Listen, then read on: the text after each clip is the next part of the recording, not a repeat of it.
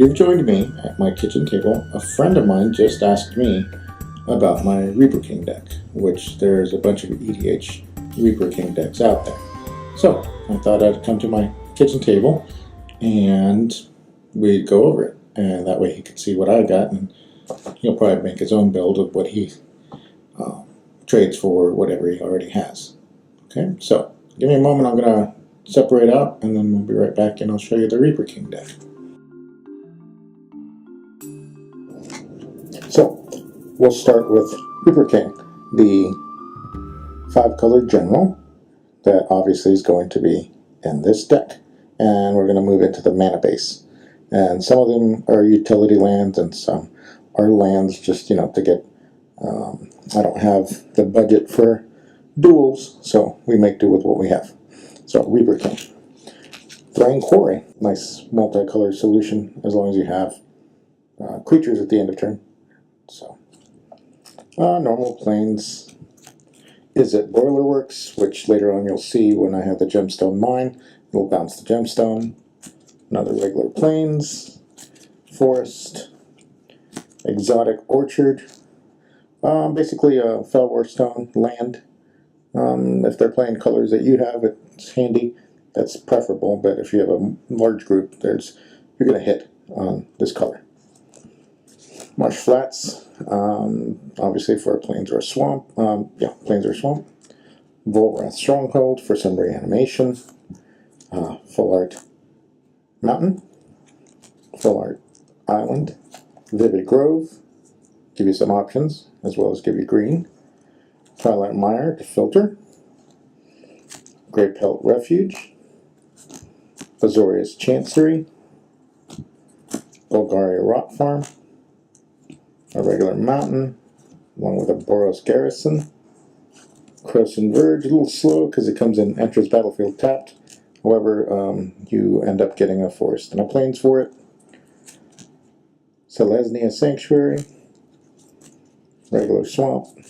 Regular plains. Orzhov Gilgate. A little slow, I'll probably pull that for something else. Murmuring Bosk. It triggers off the forest keyword, but also if you have a changeling in hand, which you should in this deck, you are basically revealing a tree folk and it doesn't enter tapped. That's Full Art Island. I have a couple of gold bordered cards in here because the actual cards themselves I have in other decks, so I need to start trading. So here's a Phyrexian Tower for a sack outlet. It gets you double black. Sunpetal Grove.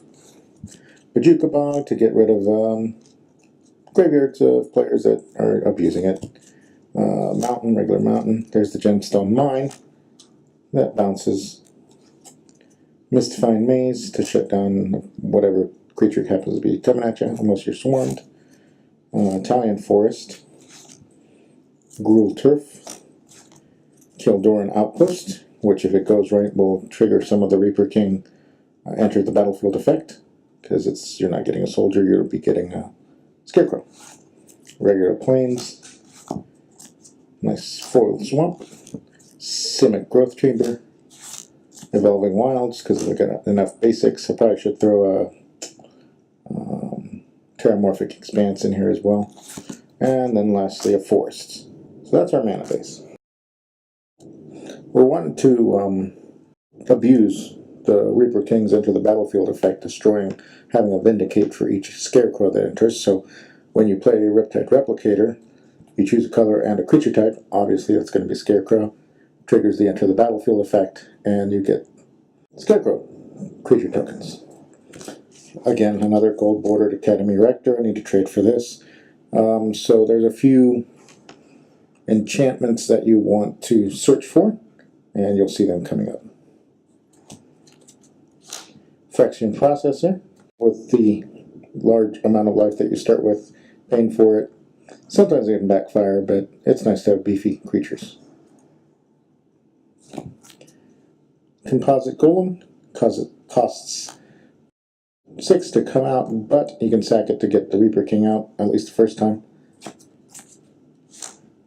Channel the Suns, you're basically, if you've got a bunch of green and you're not into your colors yet, for 4 you're getting the 1 mana of each color.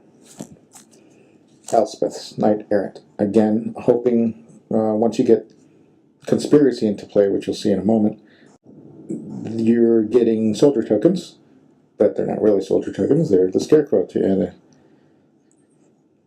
trigger the enter the battlefield effect. Shapesharer Changeling, which is all creature types, and then it can also copy a target creature that you want to have until end of next turn.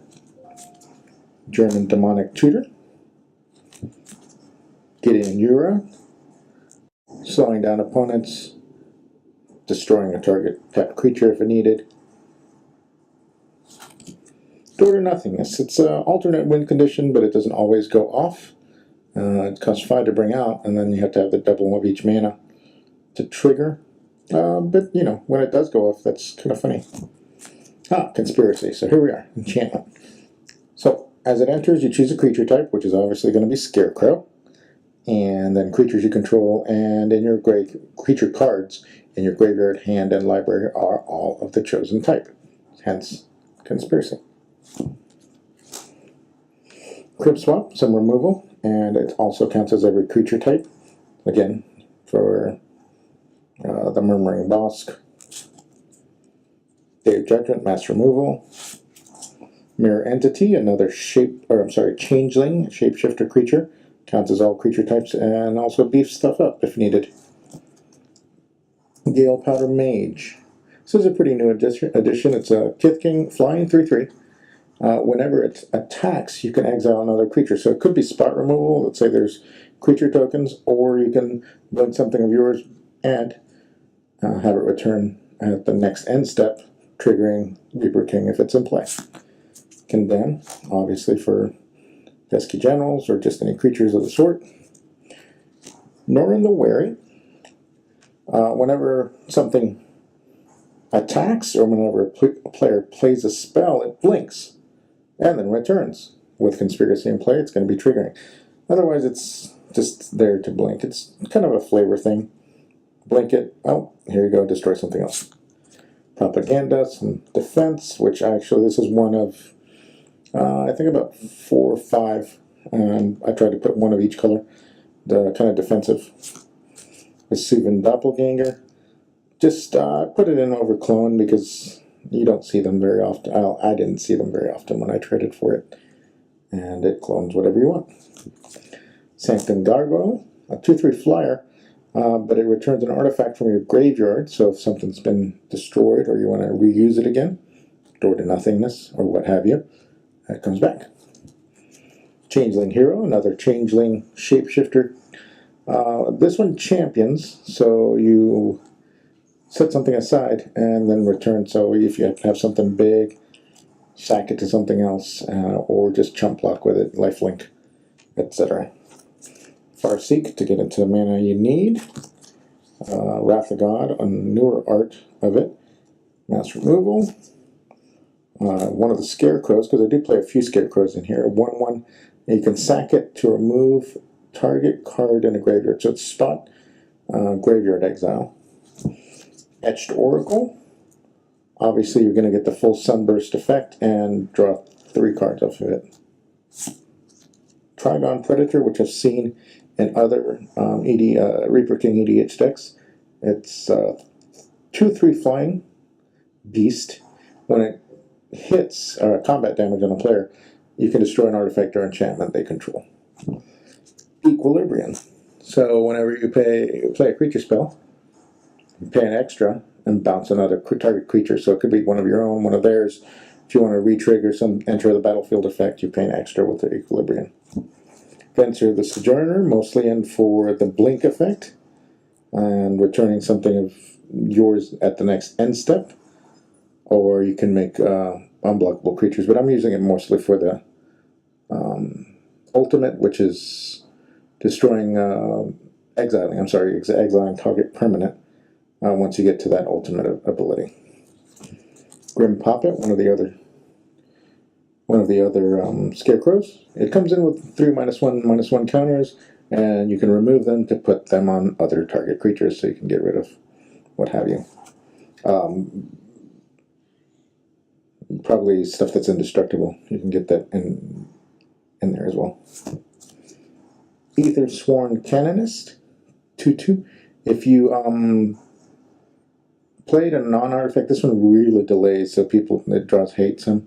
You can't play extra spells if you've played a non-artifact spell. So it delays the game some. Conjurer's Closet, and for the blinking ability, at the beginning of your end step, you can exile a creature that you control, then return it to the battlefield. Wild Research to go digging for enchantments or instants if you need them. Just cost you the card. I didn't like this card originally, and then I looked at it again, and it's pretty funny, pretty crazy. Chromatic Lantern for some mana fixing, and it gives all your lands the ability to create any color that you want. Memorize Wake to boost, gives you creatures +1/+1 as well as mana ability. I'm sorry, the extra mana ability. It doesn't give creatures mana abilities. Putrefy for spot removal for artifacts or creatures. Pilipala, a 1/1 flyer that you have to untap to add mana of any color. It's unusual. It's got one of those untap abilities. Brittle Effigy, spot removal. Engineered Explosives. I traded for this. This is kind of a fun one. Again, Sunbursts, you can almost always get the Sunburst ability off of it. And it destroys, it's very targeted. It's kind of like Void or Powder Keg that destroys non-land permanents with a converted mana cost equal to whatever charge counters you have. So if you have 5, lots of if there's a way you can get it with no counters, I guess maybe get rid of creature tokens. Aura Shards, obviously for artifact and enchantment removal. There's another one of my defensive enchantments, Ghostly Prison. So there it is. It's the white propaganda. Coskin Falls. Same thing. Except this one, during your upkeep, you have to tap an untapped creature you control, or you sack it. So, Enigma Sphinx. 3/4 flyer. And if it dies, you put it, it's interesting because you can put it back into your library 3rd from the top, but it has Cascade, and it, a 7 casting cost, converted mana costs, and that's going to hit something usually. Path to Exile, spot removal. Arborea, it's strange, defensive, kind of along the lines of Ghostly Prison and Propaganda, etc., etc. But like I said, I try to put one of each color in here. Proto-Matter Powder. You can sack it to return target artifact card from your graveyard to the battlefield. Shattergang Brothers. You sack a creature, and each other player sacks a creature. Sack an artifact, each other player sacks an artifact, or sack an enchantment, and each other player. It's removal. It's really strange. I figured I'd give it a go with the colors I have. Lost Aromancer is the poor man's Academy Rector. Comes in with Vanishing 3. There's not always a guarantee that this will hit, so I wanted another way to get into the enchantment. Norn's Annex. Again, another defensive one. You're either paying 2 mana or 1 white or 2 life if they don't have white. Sphere of Safety. Yet another one that keeps creatures from attacking you.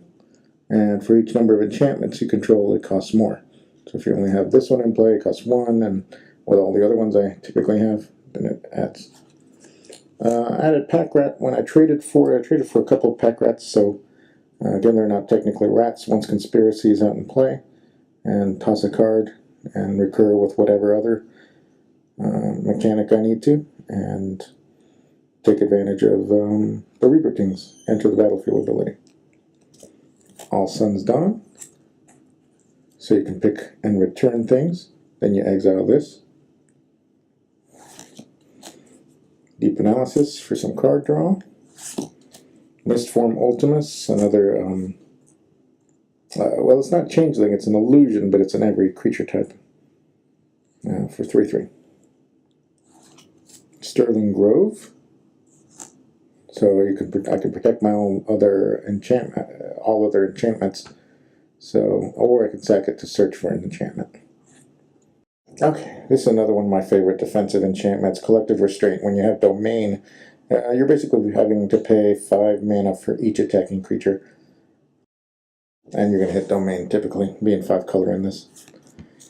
Cover of Darkness. As it enters the battlefield, you choose a creature type. Again, Scarecrow. And those creatures have, or all creatures of the chosen type have fear. So it could backfire on you, but who plays Scarecrows other than you? Or at least in EDH, those of us that are Reaper King players and play Changelings. Seaborn Muse, obviously wanting to take advantage of the fact that you can untap at every untap step. Scuttlemutt, taps for one of any color, or it can color wash another creature of your choice. There might be a reason. I don't. Again, it's a Warm Body as a Scarecrow, and it's in there for mana fixing. Magister Sphinx basically has the same ability as Sorin does, where enters the battlefield and make a target player's life total 10. It draws hate, but when they're at 10, and this is a 5/5 flyer by itself, you've pretty much, you've made an enemy of that person, so you'll probably want to take them out. Windborn Muse. Now, this is a creature that has the creatures can't attack me unless they pay 2 or for each attacking creature they control. And lastly, Verdant Force. I didn't have this originally, but it makes a 1/1 sapling creature token every upkeep, not just your upkeep. And so using, obviously they're not going to be saplings, they'll be Scarecrows. Abuse Reaper King quite a bit. This one will draw hate for sure, and people will go after it. Alright, so there we are. Reaper King. Obviously, this is a budget version. I don't have some of the big money lands and what have you, but if you like the deck, upvote the video. I'll be glad to share some of my other decks, some that I've kind of brewed on my own, and some that I've taken ideas from other people.